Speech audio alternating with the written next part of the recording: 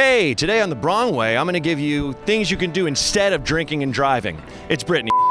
As many of you know, I was arrested for drinking and driving years ago. It's on one of my albums. I won't get into the story, but it definitely changed my life for the better in terms of perspective. Here's a list of things you can do when you know you're intoxicated, or if you've even had a couple beers and maybe you just feel kind of okay and you think you're good about it.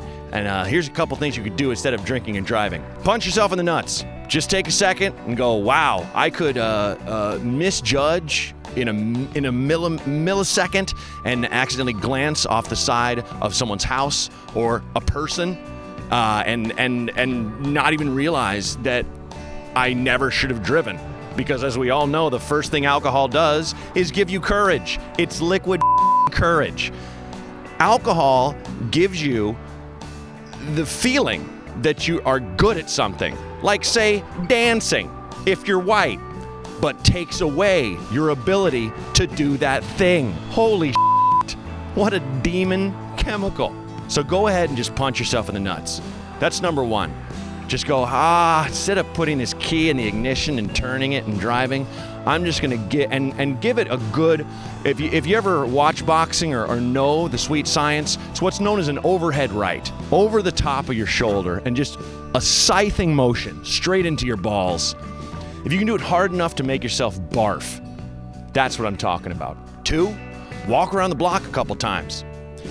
I was at the Hollywood Improv, a place I do comedy out of quite often, and Joe Rogan was there. And Joe Rogan handed me a joint outside, and I hit it. I hit it once. I was so high, I couldn't tell what part of the country I was in. So instead of driving home, I walked around the block about 75,000 times. And then I called an Uber. Jesus Christ, Rogan smokes wrong weed. 3, take a deep breath and envision and imagine and think of all the people who had their lives changed horribly by someone who just didn't want to take a second and call a cab and spend the extra dough. Just get some perspective. Think about it. The same way you do when you're up and you're like, should I text my ex? You know, the crazy one that stabbed me in the butt cheek in the middle of sex?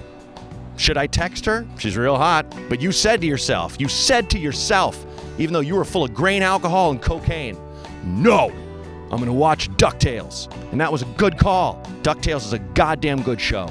Another thing you can do, lean against your car like a cool guy. Like this. And just look up and down the street. Thing is, you can even sit in your car. Just don't have your key in the ignition. If you have your key in the ignition, you can be arrested if you're intoxicated. Don't put your key in the ignition. Sleep in your car. Sleep. Throw the keys underneath the seat. Go to sleep in the back. Lay sideways, you know? Like you're a rough-hewn street musician. Do that. Or like I said, lean. Just do this, look up and down the street. The biggest one, though, is just don't set yourself up. Don't even take it. If you're gonna have any alcohol at all, just don't take your car out. I'm not saying this is something you should do, but it's better if you sit on the front of your friend's car and they drive you to a bar and you're just holding on to the grill like some weird stripper TJ Hooker type with cop pants on and no shirt, huh? Right? You could even put the badge pinned to your actual flesh. Just go crazy. Sit there on the front. I'm not saying you should do that, but that's smarter than taking your own car out or anyone else's and drinking and thinking you're going to be in enough control to drive back and not get arrested. Oh, hi. Didn't see you there. If you liked that video, follow me here. Go see me on tour here. Or subscribe here. Are we good? It's really hot.